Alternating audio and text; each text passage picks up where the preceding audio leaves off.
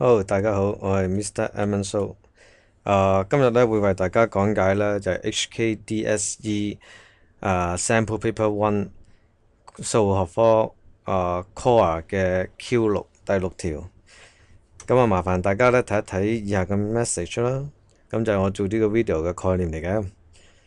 夠時間嘅就落去下低噶咯喎，唔夠時間嗰啲同學仔麻煩你 pause 咗個 video，記得睇下，你唔睇你唔知做乜㗎。OK。如果你有睇頭先嗰個 message，你知道啦，你一定要立住份卷喺手啦。睇翻幅圖先啦。咁你見到幅圖，你就會知道呢，就由兩個對東西組成啦。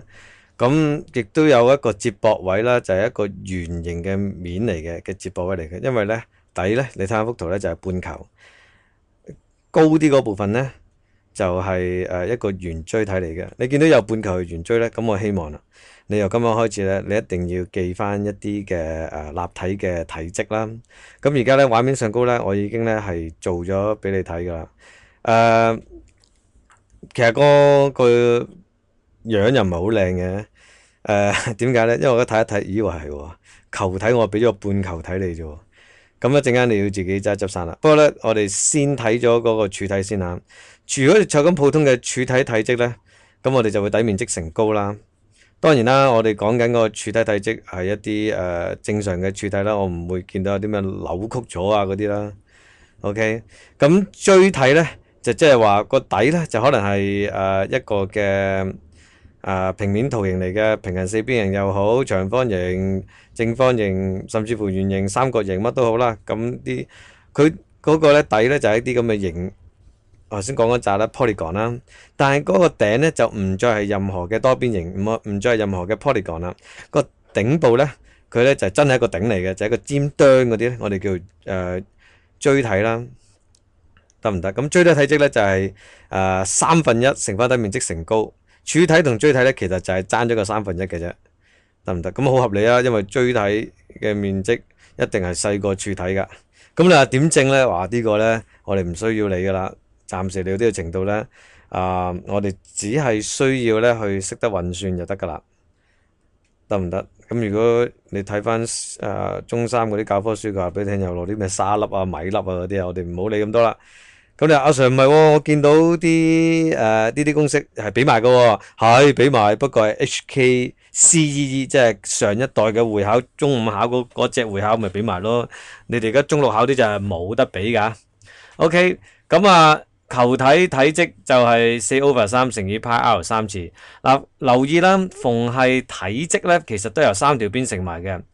咁你話，咦，上高嗰啲底面積邊度有兩條邊乘埋？你錯啦，所有面積咧都係兩條邊乘埋嘅，再乘多個高就三條邊乘埋，得唔得？咁點解我會咁強調咧？逢係體積都係由三條邊乘埋咧，因為你睇到呢個半徑係3次方嘅。原則上咧，最難記嘅咧就唔係記嗰個 πr 三次，最難記咧就係記4/3嘅。如果你係喺坊間買定啲mock paper 啊，因為我見到坊間都出咗好多嘅，咁你真係走去買，真係走去做嘅，應該咧就有你操翻10份到啦。咁你會將呢個咧體積咧都起碼見到咧超過五次嘅，即係半或以上噶啦。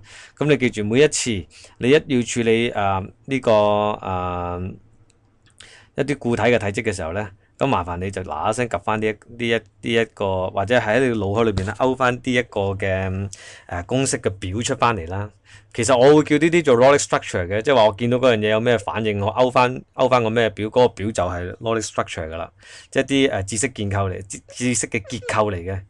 OK，咁跟翻提議啦，個題型佢就話俾你聽啦，嗰個錐體同埋嗰個半球體咧有一個嘅兩倍關係啦。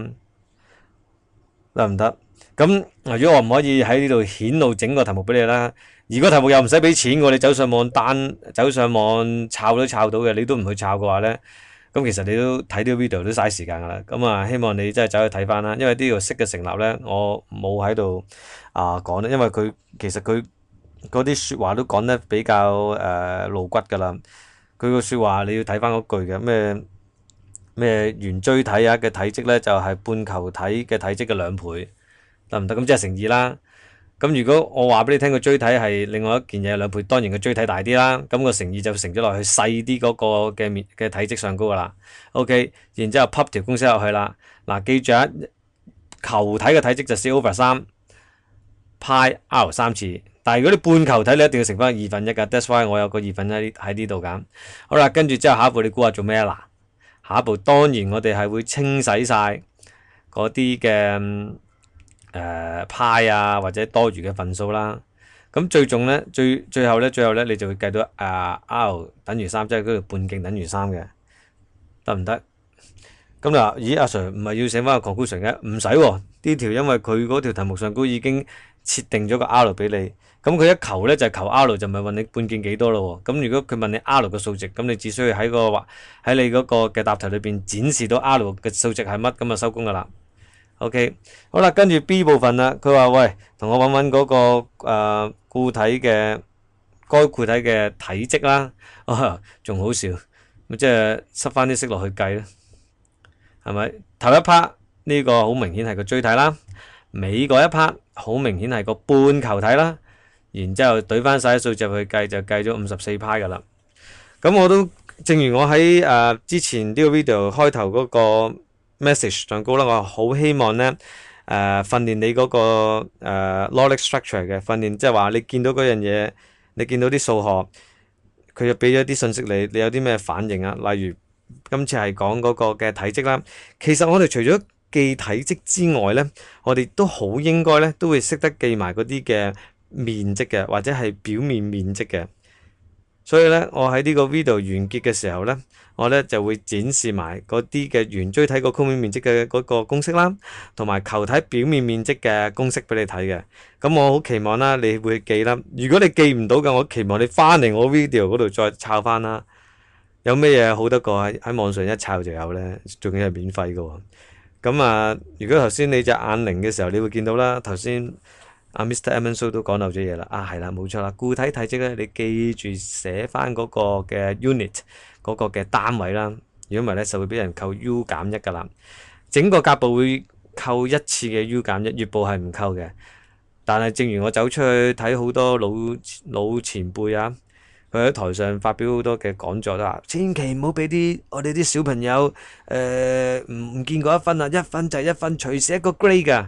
我見嗰啲老前輩全部都講得意氣風發㗎，咁又係嘅，1分就1個 grade 啊，千祈唔好留。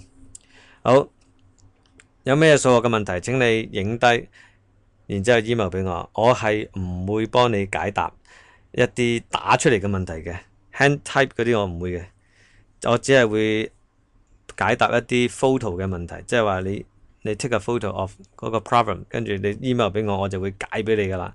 第時如果 Facebook 熟咗啊，仲好啲啦。Okie dokie，係時候講拜拜啦。好，再見。